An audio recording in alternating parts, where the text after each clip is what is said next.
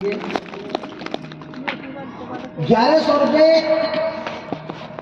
भूपेंद्र जी मकोड़ा वाले।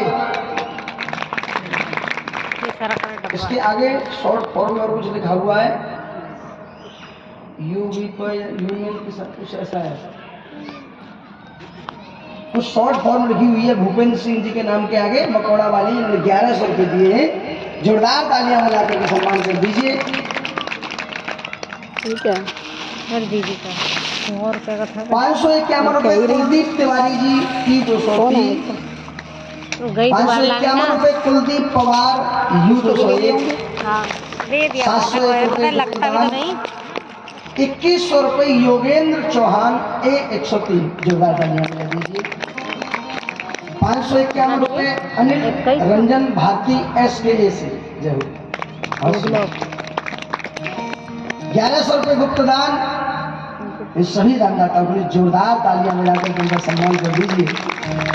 आज तक तुम दानदाताओं ने जिस किसी ने जो भी दान दिया है, भगवान तुम सबकी मनोकामना पूर्ण करे। जिस कामना से, जिस भावना से आपने दान दिया है, वो आपकी कामना, वो मनोकामना पूर्ण हो। ठाकुर जी महाराज आप पर कृपा करें। बोलिए गोविंद भगवान की जय। प्यार से कह दो राधे राधे राधे राधे। तो आइए चलते हैं उन 16,100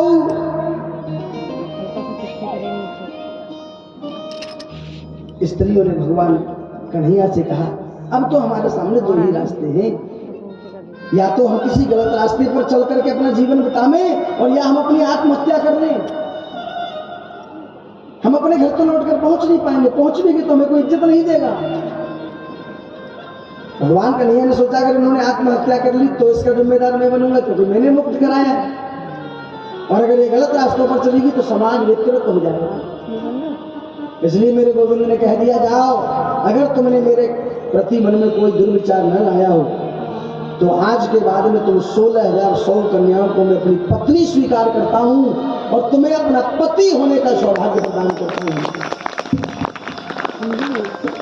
इस प्रकार से भगवान कन्हैया के हो गए 16,108। लेकिन सावधान, इन 16,108 को नारी मत समझ लेना, स्त्री मत समझ लेना, लड़की मत समझ लेना। अगर आपने इनको स्त्री, नारी या लड़की समझ लिया तब सोच में पड़ जाओगे कितने फ्लैट भगवान कन्हैया ने लाए होंगे, कितनी फ्रिज लाए होंगे, कितने कूलर लाए लगवाए होंगे, कितनी एसी लगवाई होंगी, कितना राशन पानी लाभत होंगे। इकट्ठे तो रहते होंगे तो भ्रम में पड़ जाओगे। हालांकि भगवान कन्हैया के 99 करोड़ से ज्यादा परिवार का वर्णन आया है कि सबसे 10-10 पुत्र और 2-2 पुत्रियों का भी उत्पन्न होना शास्त्र में बताया गया। 99 करोड़ से ज्यादा यदुवंशियों का परिवार था। लेकिन ये पुत्र क्या है, पुत्री क्या है, पत्नी क्या है, ये भी समझ लीजिए। देखिए हमारे तुम्हारे 4 वेद हैं, सामवेद, ऋग्वेद, यजुर्वेद, अथर्ववेद। और इन चारों वेदों में 3 कांडे मैंने कल भी बताया था तुम्हें, और इन 3 कांडों में 80,000 मंत्र होते हैं कर्म कांड के, और 16,000 मंत्र होते हैं उपासना कांड के। तो ये 16,000 जो उपासना कांड के मंत्र हैं, वही भगवान की 16,000 पत्नियां बनकर के रूप लेकर के पधारे हैं। 100 प्रकार के होते हैं उपनिषद, जिनमें भक्ति का प्रतिपादन किया गया है।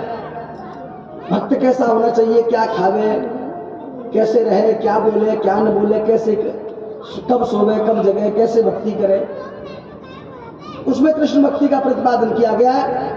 100 प्रकार के उपनिषद होते हैं, और 8 प्रकार की होती है प्रकृति, जिनमें से 5 प्रकार की प्रकृति से तो मिलकर के बनाया तुम्हारा शरीर। क्षितिजल पावक गगन समीरा, पंच तत्व मिले अधम शरीरा। और 3 प्रकार की प्रकृति भगवान ने उसमें निहित कर दी है, मन, चित्त और बुद्धि। ये 8 प्रकार की पटरानियां ही 8 प्रकृति हैं, और इन्हीं 8 प्रकृति से हमारा तुम्हारा भगवान ने बना दिया है ये एक मानव मात्र शरीर। अब एक बात विचार करने की है, जब भगवान की 8 प्रकार की प्रकृति पत्नी है और उस 8 प्रकार की पत्नियों से ही मिलकर के भगवान ने हमारे शरीर की रचना की है, तो फिर हमारा शरीर भगवान की कौन हो गया? कौन हो गया? पत्नी। और कल भी मैंने यही कहा था कि यहाँ कोई पुरुष नहीं है, पुरुष एक पुरुषोत्तम, जगत सब नारी। हम तुम सब नारी स्वरूप हैं, हम तुम सब अपने गोविंद की पत्नियां हैं, हम तुम सबका गोविंद पति है। गोविंद भगवान की जय। ध्यान रखना, हाँ दिया बोल गए ना वो। हम तुम सबका आत्माओं का पति परमात्मा है। आत्मा स्त्री स्वरूप है, परमात्मा पुरुष स्वरूप है। और हमारे तुम्हारे सबके शरीर में क्या वास करती है? आत्मा। तो हम कौन हो गए? स्त्री। और यह आत्मा ईश्वर अंश, जीव अविनाशी, ईश्वर परम प्रभु परमात्मा का अंश मात्र है। तो हम तुम सब उसके चरणों की अनुयायी पत्नियां हैं। अब एक बात बता, कोई पत्नी अपने पति के चरणों की सेवा न करे, अपने पति के चरणों में न रहे, संसार में इधर उधर गांव गांव गली गली सेक्टर सेक्टर भागी डोले, तो क्या उसका पति कभी उसकी रक्षा करेगा? क्या सम्मान करेगा?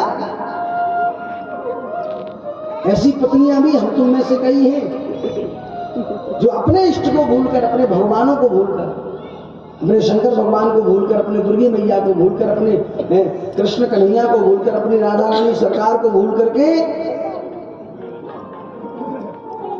मजारों पे, पीर फकीरों पर चद्दर चढ़ाने जाती है।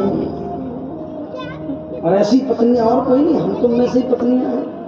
कहाँ जा रहे थे? बाबा ख्वाजा नवाज शरीफ अजमेर जा रहे थे। को है माँ तुम्हारा बाबा है, अम्मा है, बाप है, माँ को है? अरे शर्म करो हिंदुओं, शर्म करो, शर्म। अरे हिंदू सनातन धर्म में तुम्हारे इतने माता पिता तुल्य देवी देवता हैं, और उन्हें छोड़कर के तुम मजारों पर चद्दर चढ़ाने जाते हो, दरगाहों पर अगरबत्ती लगाने जाते हो। शर्म से डूब मरो कहीं पानी में। तुम्हारा हिंदू सनातन धर्म इतना पौराणिक धर्म है, और उसको भूल करके तुम मजारों पे चद्दर चढ़ाने, अगरबत्ती लगाने, मन्नत मांगने जाते हो। क्या है वहां? एक मरे हुए मुर्दे को गाड़ दिया गया, उसके ऊपर ईंट चिंदी गई, तुम मचादा चढ़ाने जा रहे हो। तुम्हारे कलयुग के साक्षात देवता हनुमान जी महाराज हैं, एक बार चोला चढ़ा के देखो, तुम्हारे बिगड़े काम न बना दे करते है ना।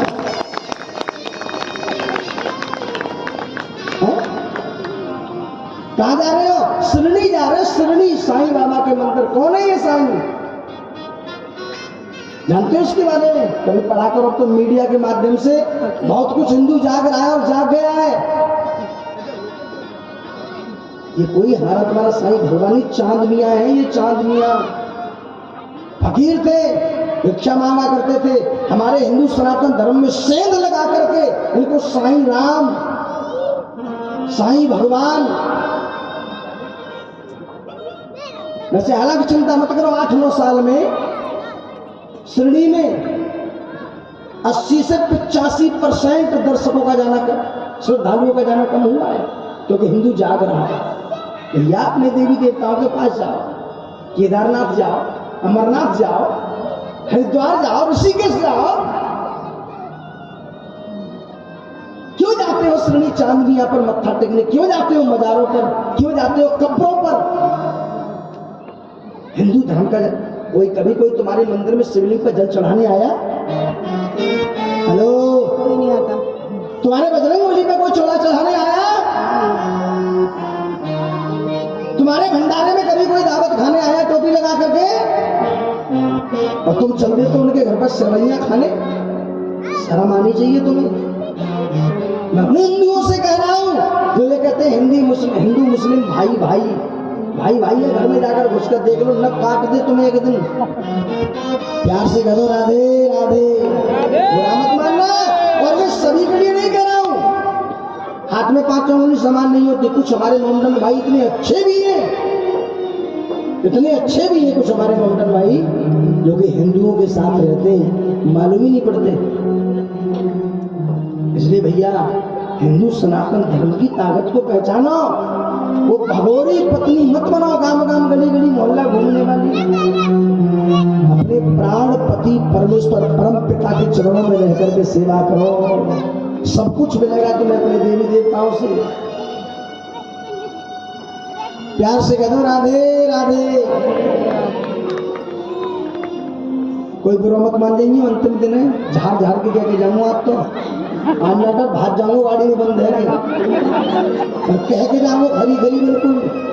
मैं मीठा आचार नहीं हूँ, चुपड़ी चिकनी पोतने वाला। कट्टर हिंदू हूँ, कट्टर सनातनी हूँ और सनातन धर्म का ही प्रचार प्रसार करने निकला हूँ। और मेरे पास कोई काम नहीं है। अगर पैसा कमाना होता तो अपनी 1.5 लाख रुपए महीने की सर्विस थी, प्रोफेसर था डिग्री कॉलेज में। मम्मी रिटायरमेंट हेडमास्टर है, बड़ा भाई मछुआर रिफाइनरी में, छोटा आईटी ऑफिस में, घर से घरवाली है वो भी सर्विस करती है। कोई टेंशन नहीं है मुझे, इसकी टेंशन मुझे अपने लिए नहीं है। और सनातन धर्म के चक्कर में 24 घंटे अंडर कस्टडी में भी बैठ के आया हूँ, चिंता मत करना। पका हुआ सनातनी हूँ, कच्चा नहीं। हाँ 24 घंटे मुझे अंडर कस्टडी में रखा गया कि बाबा आप बहुत तीखा बोलते हो, इधर आ जाओ। चलो साहब, धारा 144 लागू थी तुम्हारे इसी ग्रेटर नोएडा में। योगी बाबा के लिए खुल करके 6 महीने प्रचार किया मैं, वो सनातनी मंच से। कई लोगों ने मुझसे प्रश्न किया कि महाराज आप धर्म के मंच से राजनीति क्यों करते हो? मैंने कहा मैं राजनीति नहीं करता, मैं धर्म के मंच से अपने हिंदू सनातन धर्म की बात करता हूं, मैं किसी राजनीति की बात नहीं करता। मेरा हिंदू सो रहा है, मैं उसे जगाने के लिए निकला हुआ हूं और जगा करके छोड़ूंगा। जब तक मेरे शरीर में सांसें रहेंगी तब तक अपने हिंदू सनातनियों को जगा करके मानूंगा। ये प्रण लेकर के निकला हूं और इसी के लिए साल में 2-2.5 लाख रुपए अपने जेब से फूकता हूँ इस सब सेटअप में, क्योंकि किसी से मांगता नहीं है। जो जिसने दे दिया वो लेके चला जाता हूँ। जो मेरे सनातनी हिंदू होते हैं वो समझ लेते हैं कि महाराज लालची नहीं है, कुछ अलग ही मूड है इसका।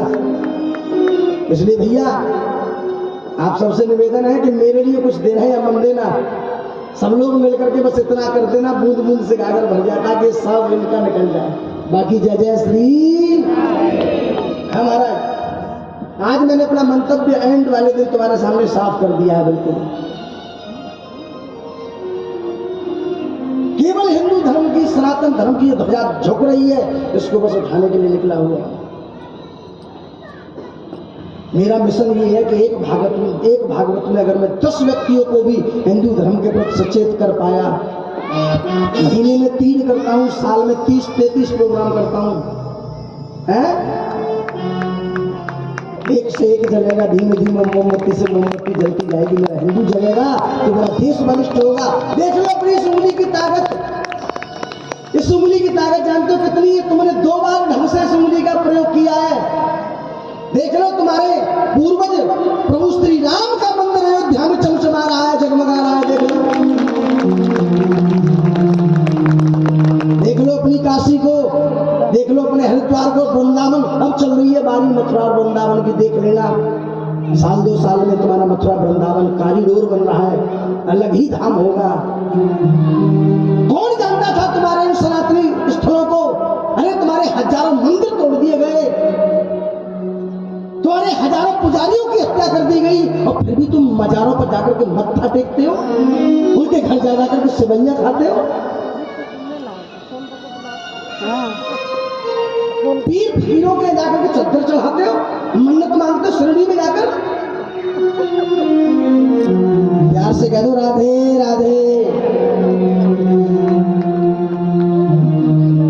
और एक बात और बता जाऊं, दिमाग में रख लेना, तुम लोग अपने अपने धर्म के स्वयं पतन करने वाली बन रही है। बता जाऊं क्यों? उनकी बहन बेटियों को देखो, घर से निकलती है तो बिल्कुल पैक होके निकलती हैं, सारा बदन ढका हुआ, उनकी आंखें खुली हुई होती हैं। और तुम लोग पूरा बदन खुला हुआ, तुम्हारी आंखें बंद होकर के निकलते हो तुम घर से। शर्म आनी चाहिए।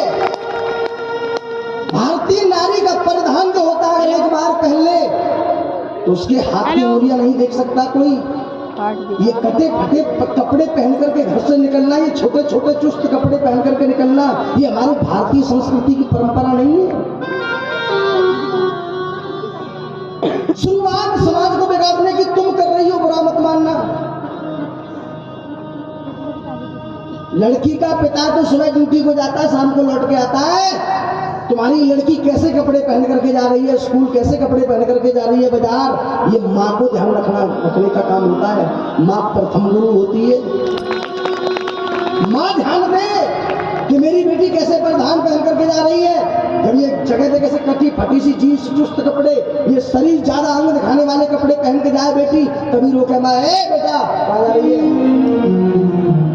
पूरे कपड़े पहन के जा।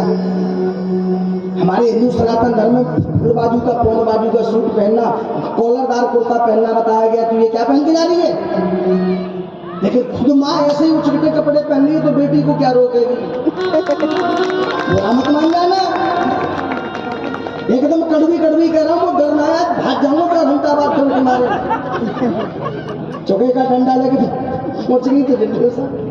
बहन मेरी हो, हाथ जोड़ करके तुमसे कह के जा रहा हूँ कथा के माध्यम से, ऐसे डॉक्टर देवेश नंदन आचार्य ज्यादा नहीं है दुनिया में। सब धन के स्वार्थी लोभी दुकान चला रहे हैं ऐसी। लेकिन मैं इसके चक्कर में तुम हिंदुओं को केवल जगाने आया हूं रे हो। सुधार लो अपनी आगे आने वाली पीढ़ियों को। ये माओ के हाथ में है। माँ देखे कि मेरी बेटी किस हाल में घर से निकल रही है, किसके साथ निकल रही है, क्यों जा रही है, कहाँ जा रही है, माँ जानती है। माँ रहती है घर में। बेटी बराबर की हो जाए तो माँ को उसे अपनी सहेली बना लेना चाहिए। हर उसके मन का दुख दर्द उससे जाने, पूछे, बेटी कोई बात हो तो मुझे जरूर बताना, मैं तेरी माँ हूं, मैं तेरी मदद करूंगी, तू चिंता मत करना, लेकिन अपने मन का हाल मुझे जरूर बताना। वो बेटी कभी घर के खिलाफ जा नहीं सकती।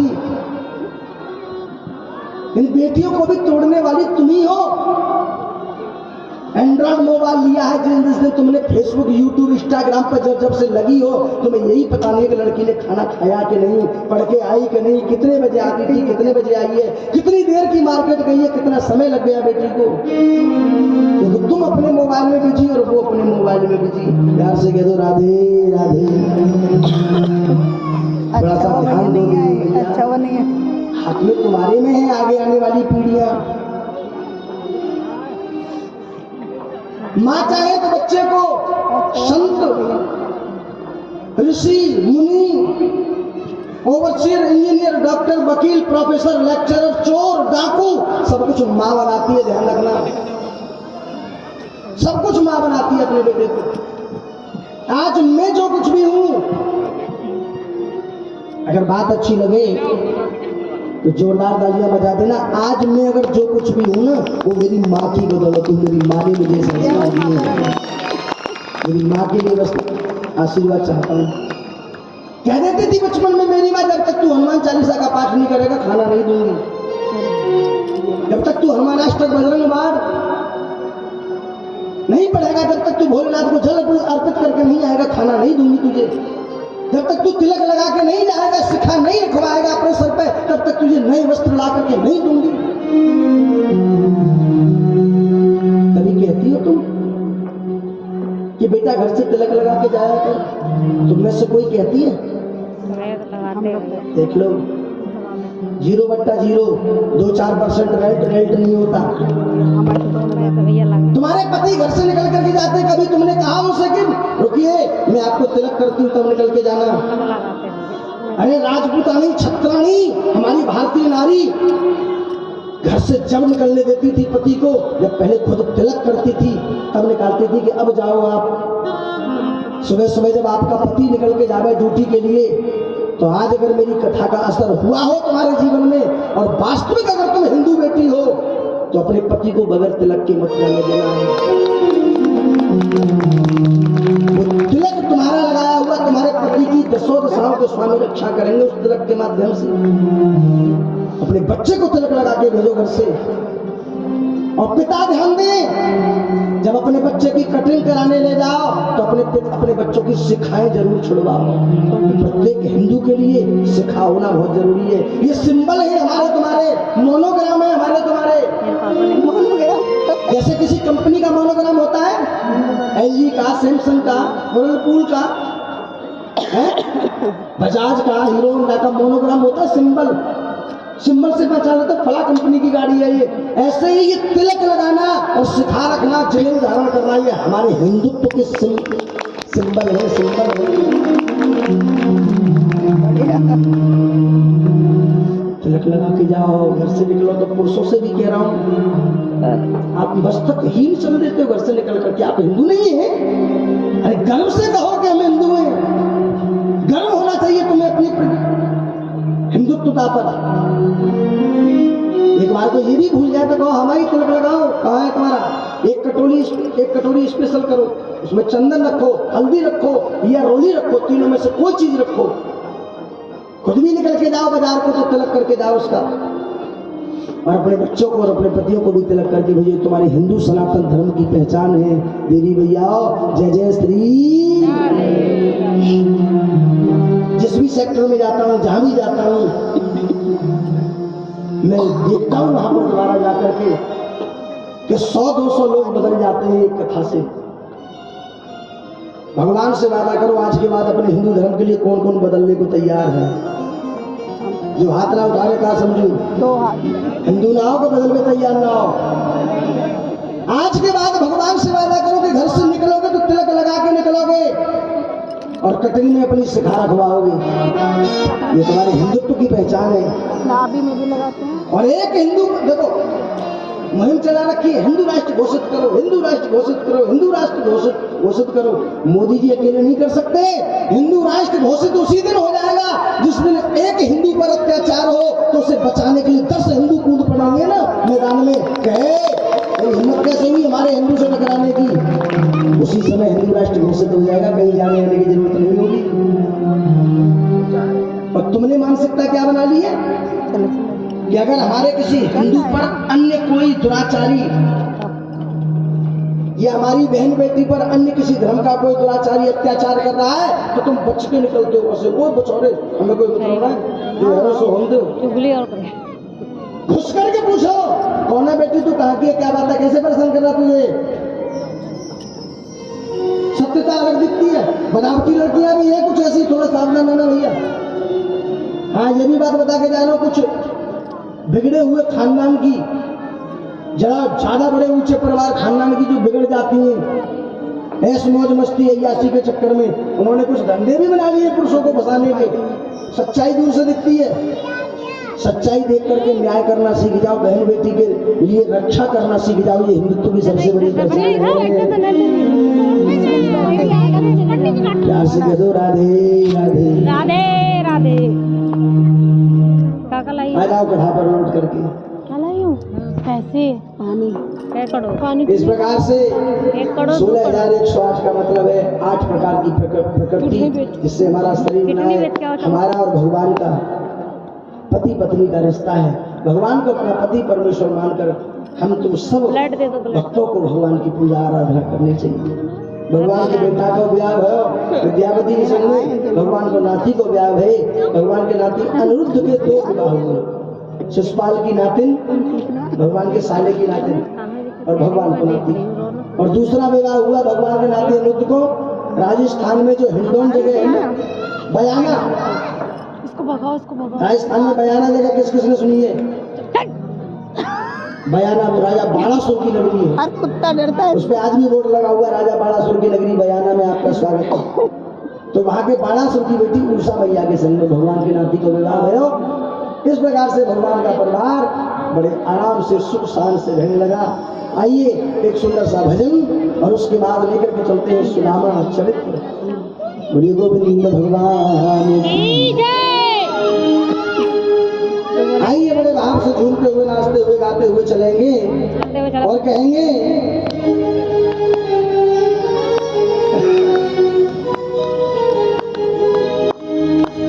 ओ बुलाए गई रे,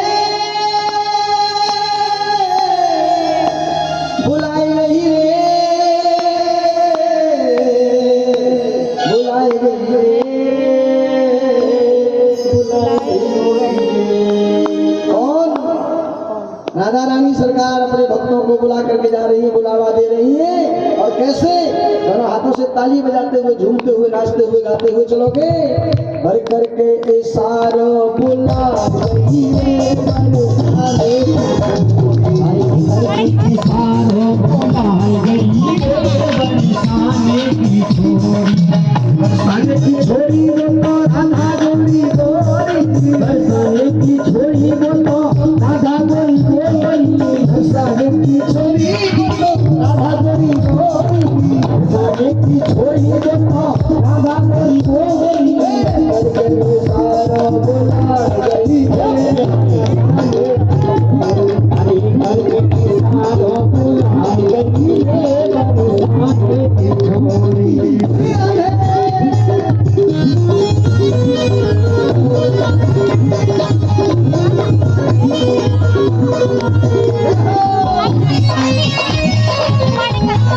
Thank you.